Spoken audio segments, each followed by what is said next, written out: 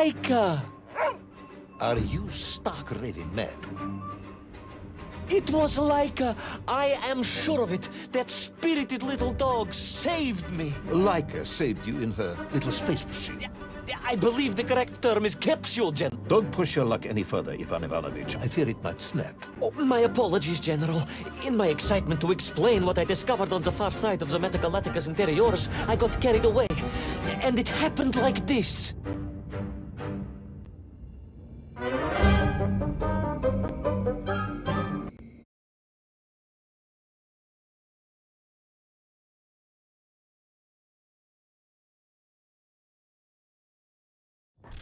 A rocky moon. At the center of the... The source of all creation, General. A place where time flowed like rivers, and boulders of raw matter rained like comets upon the cratered rock. Another miraculous escape from death. Another happy accident. It was no accident, General. Laika took me there entirely deliberately. I'm sure of that.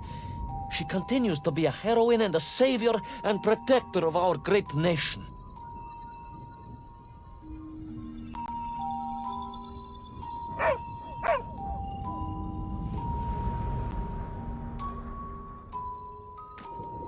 Laika died in orbit. No, General, she did not.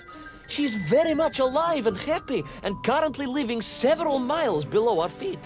Laika is dead. She most certainly is not, General. This is the real world, Tavarish. A world where you did not go to the center of the Earth, and Laika died in orbit. In my world, General, Laika is still alive.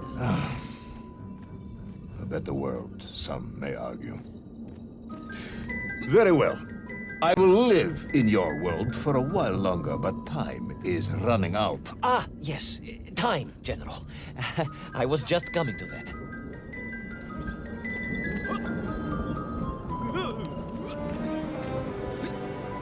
There in the distance it stood, enveloped in a mighty time storm. The world clock, General. The beating heart of all history. The Axis Mundi, the pillar of the world. Not enough to conquer Russia by drilling back to the surface with his magical mind-controlling atomic radio set, then? No, General. You see, what if he could fuse Little Orpheus directly with the world clock? Then his message would radiate with every tick and every tock. He would not simply be the Tsar. He would be the Tsar of all time, the eternal tyrant, the literal incarnation of everything our glorious revolution stood to overthrow.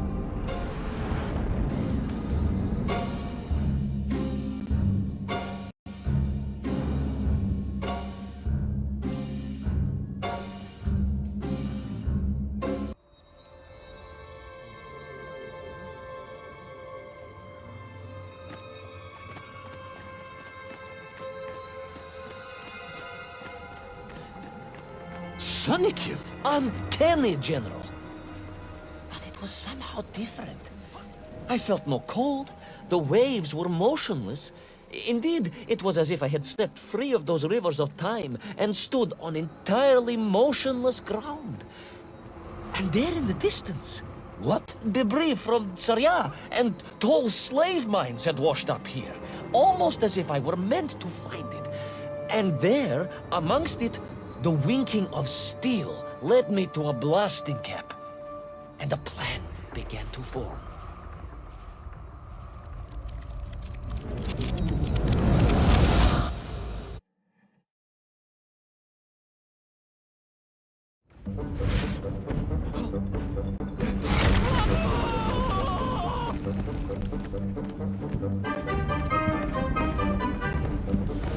The terrain was ferocious.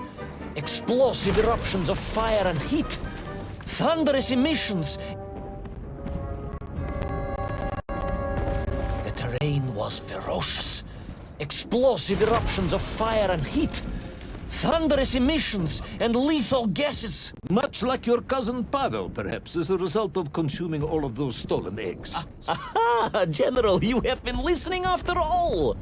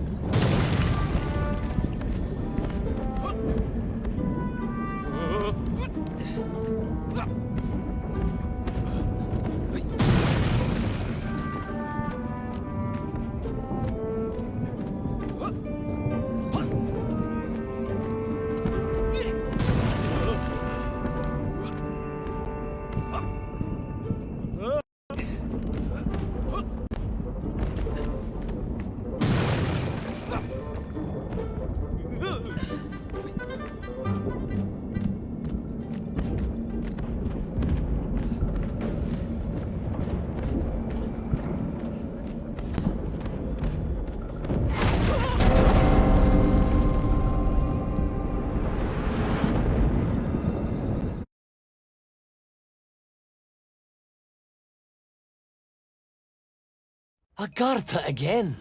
But why? You are stalling, comrade. The clock is ticking. Tick-tock, tick-tock!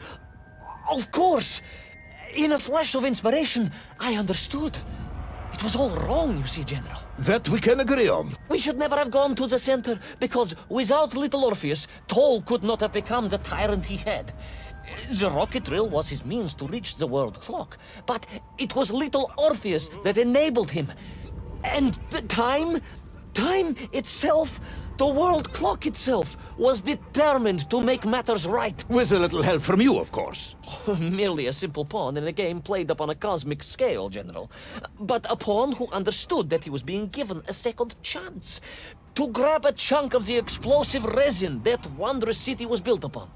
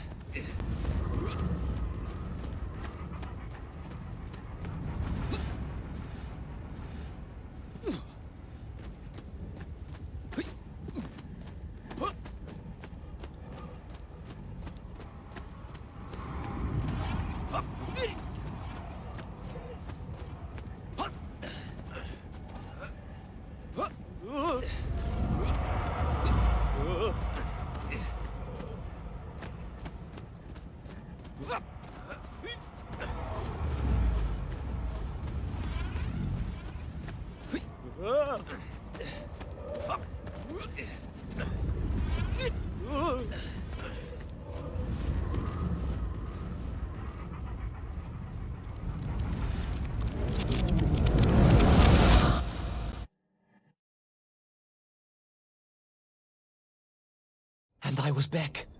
The mighty river of time roared past me, carrying the weight of the whole of history with it. Even for you, this is a stretch.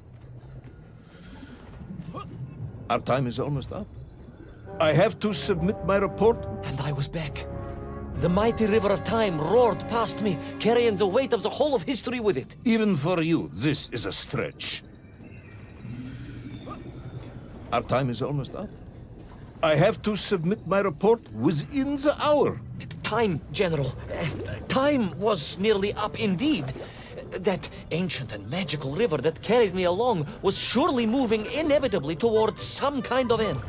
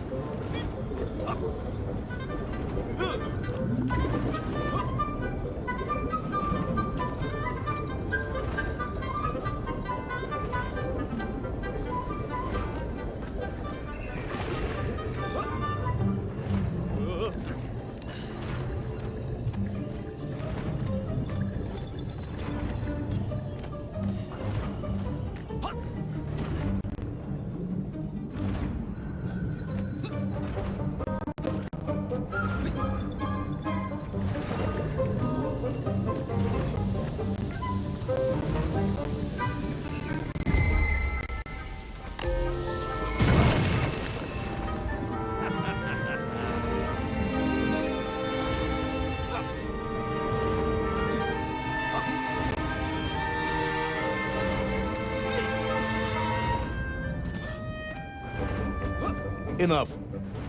No more Privalov. No more stories. No more lost worlds and space dogs. I'm full of it. It is nearly midnight, and you have not given me the adequate explanation for the whereabouts of Little Orpheus and the atomic bomb. But, General, I am about to tell you what happened when I finally caught up with the villain Toll. I do not care, Tavarish. I simply do not care. You have worn me down, and it is time to call a halt to this. I bear you no malice, comrade. In many ways, I admire you, but time is running out. Yes, General, yes. Time. Time. Because it was time itself that suddenly appeared to be on my side.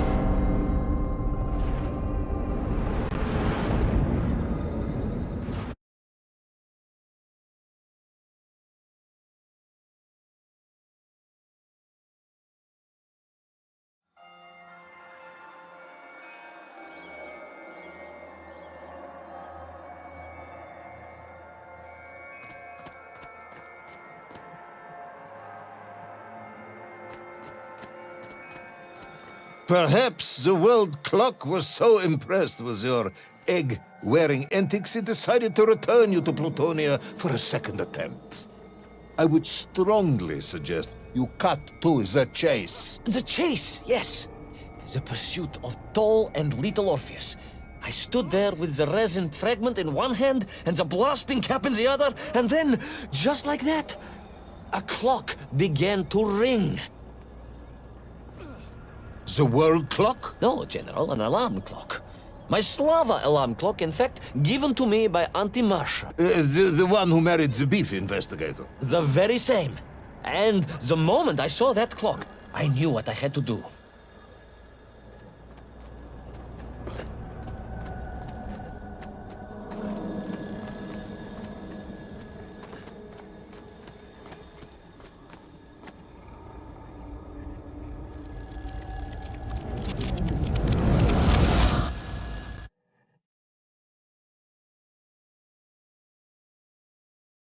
Yes, I'm waiting. A bomb, General. A bomb to destroy a bomb.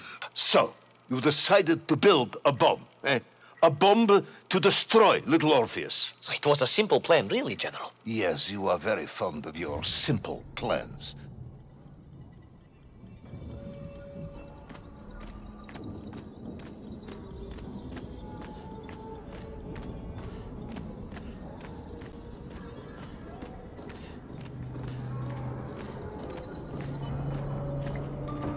It was the last time I was to see those poor enslaved Mink on my journey. As they scurried in agitation around the base of the rocket drill, now a dreadful weapon of war in the hands of a madman, I was reminded of my mother. Your mother looked like a nymph. That is extremely disrespectful, comrade. No, I meant I was raised by my mother from an early age, of course. My childhood memories of my father were all too brief. You are rambling, Comrade Privalov. Time is running out. Diani Rezinovi.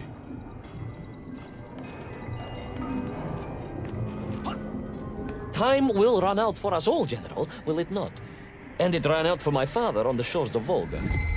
Your father fought at Stalingrad? He did, General. So did I. Well, so you see, General. Perhaps we are just the same, you and I. Perhaps we are all just Menkf in the end.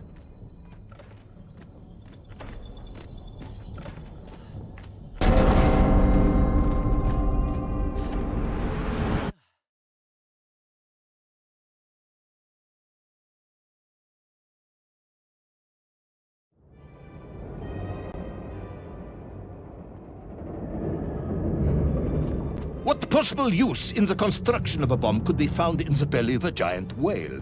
Were you perhaps planning on using a worm as a fuse? That would be ridiculous, General. I would hate to undermine your otherwise entirely plausible account. You forget, General. The belly of the beast was full of shipwrecks. And on one of them, I was bound to find what I was looking for. Fuse wire.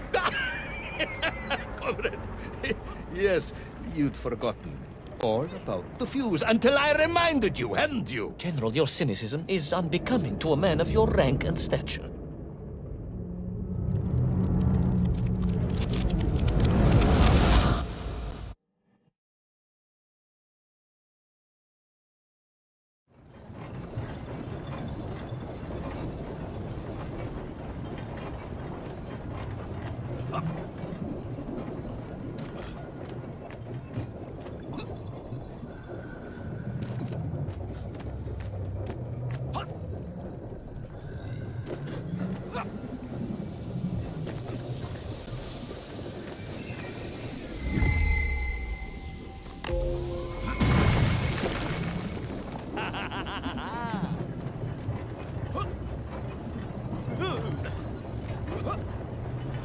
The clock was now ticking, General. Literally.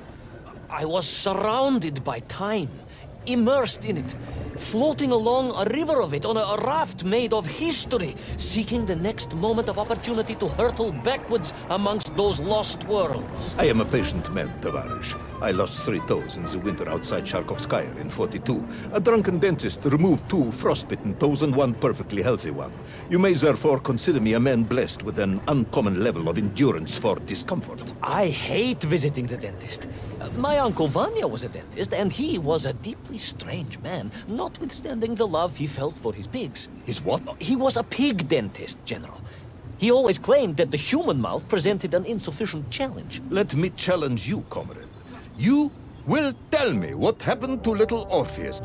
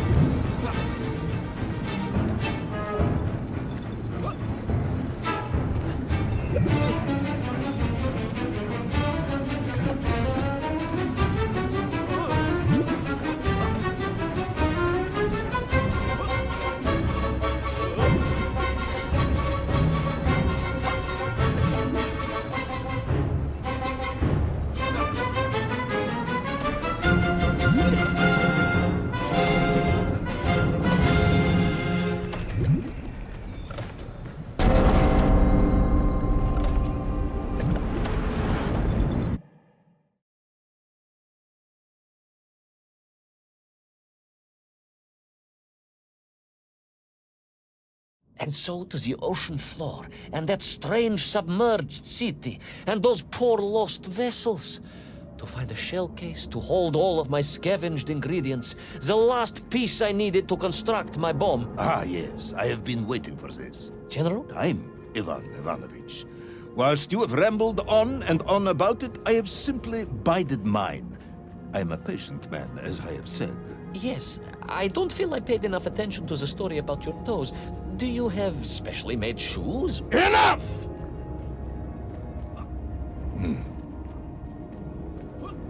Now I have your full attention. Indulge me, Tavares. Explain to me how you made this bomb. General? Your bomb, comrade, that you so brilliantly constructed to destroy Little Orpheus.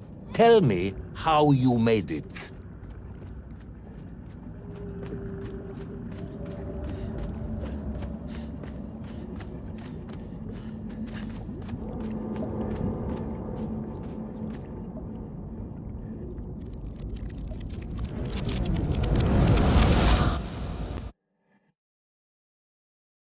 Well, In detail. The type of detail that should present no problem to a man who is actually capable of building a bomb, which I suspect would be an entirely different man to one who cheated on his entrance exams for the cosmonaut program.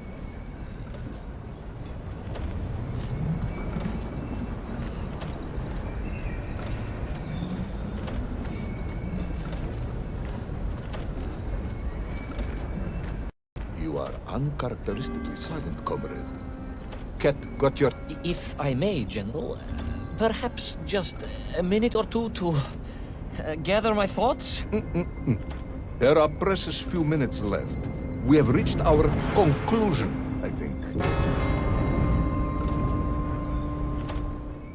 Yes. Yes, we have, General. I gazed up at the world clock and knew I had arrived at my destination. Whatever lay inside would see my journey end one way or another. But I had no idea of the marvels that awaited me. And The bomb, Ivan Ivanovich! Tell me how you built the bomb! it was a wonderful sight. The world... It is 2 minutes to midnight, Ivan. It is time to end the story.